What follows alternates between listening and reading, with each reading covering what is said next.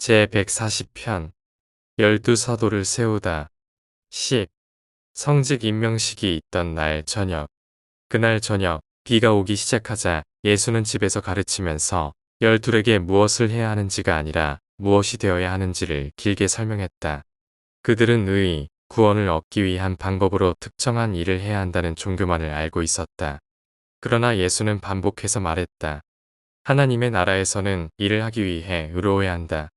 그는 여러 번 그러므로 너희는 하늘에 계신 너희 아버지와 같이 완전하라 고 말했다.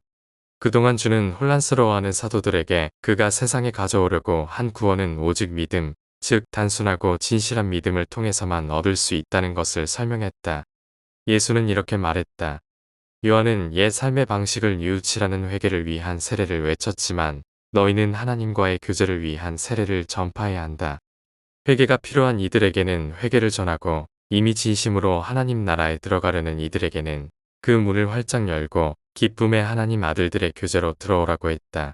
그러나 갈릴리 어부들이 예수에게 설득되기란 어려운 일이었고 그들은 하나님의 나라에서 의로워지는 것이 먼저이며 그 의로움은 믿음에 의해서만 이루어져야 한다는 사실을 이해하는 데 어려움을 겪었다. 이 12사도를 가르치는 일에서 또 다른 큰 장애물은 그들이 종교적 진리에 이상적이고 영적인 원칙을 개인적인 행동 규칙으로 바꾸려는 성향이었다. 예수는 혼의 태도에 담긴 아름다운 영적인 것을 제시했지만 그들은 그러한 가르침을 개인적인 행동의 규칙으로 풀이하기를 고집했다. 여러 번 그들이 주가 한 말을 확실히 기억할 때 주가 말씀하지 않은 것을 거의 확실히 기억하려 했다.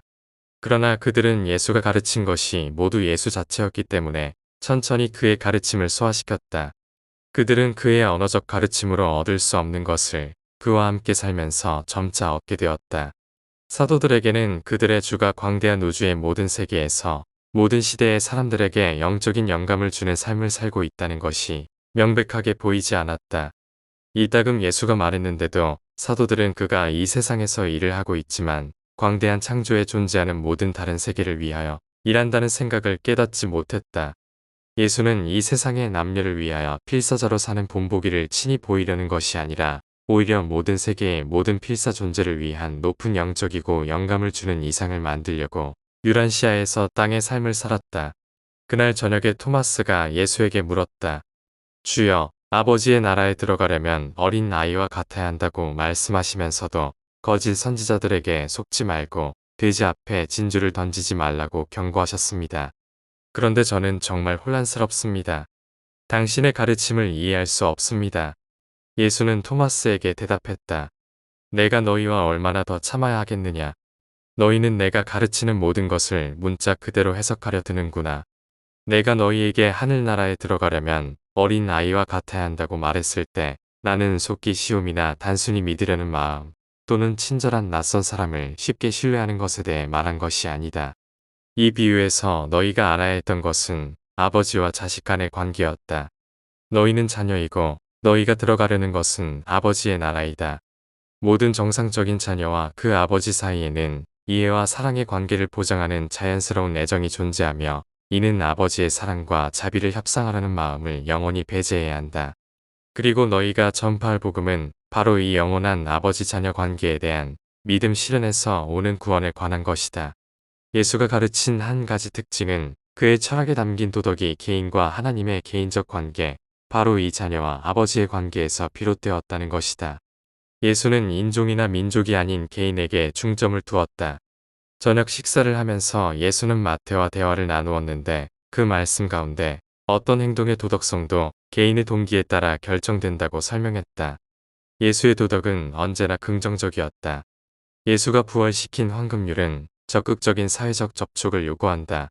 이전의 부정적인 규칙은 고립된 상태에서도 지킬 수 있었다. 예수는 모든 규칙과 의식을 벗겨내고 그것을 거룩한 수준의 영적 사고와 진정한 의로운 삶으로 격상시켰다. 예수의 이 새로운 종교는 실용적인 의미가 없었던 것은 아니지만 그의 가르침에서 발견할 수 있는 정치적, 사회적, 경제적 가치들은 모두 내면의 영적 체험이 자연스럽게 드러나는 결과로 그것이 진정한 개인적 종교 체험에서 나타나는 영의 열매들이 일상적인 자발적 섬김으로 표현되는 것이다. 예수와 마태가 대화를 마친 후 열심당원 시몬이 물었다.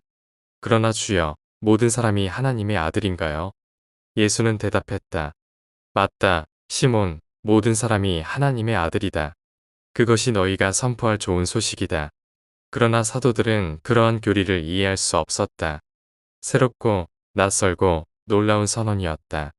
이 진리를 그들에게 깊이 새기고자 한 예수는 그의 추종자들에게 모든 사람을 형제처럼 대하라고 가르쳤다. 안드레의 질문에 대한 답으로 예수는 자신의 가르침에서 도덕은 그의 삶의 종교와 불가분의 관계임을 분명히 했다. 그가 가르친 도덕은 인간의 본성으로부터 오는 것이 아니라 인간과 하나님의 관계로부터 오는 것이었다. 요한이 예수에게 물었다. 주님, 하늘나라는 무엇인가요? 예수는 대답했다. 하늘나라는 세 가지 본질적인 요소로 이루어져 있다. 첫째, 하나님의 주권을 인정하는 것. 둘째, 하나님과의 자녀 관계의 진리를 믿는 것. 셋째, 하나님의 뜻을 행하려는 인간의 최상의 소망이 효과적임을 믿는 것. 즉, 하나님과 같이 되는 것이다. 그리고 이것이 복음의 좋은 소식이다. 믿음으로 모든 인간은 구원의 이 모든 본질을 가질 수 있다. 이제 기다림의 한 주가 끝났고 그들은 다음 날 예루살렘으로 떠날 준비를 했다.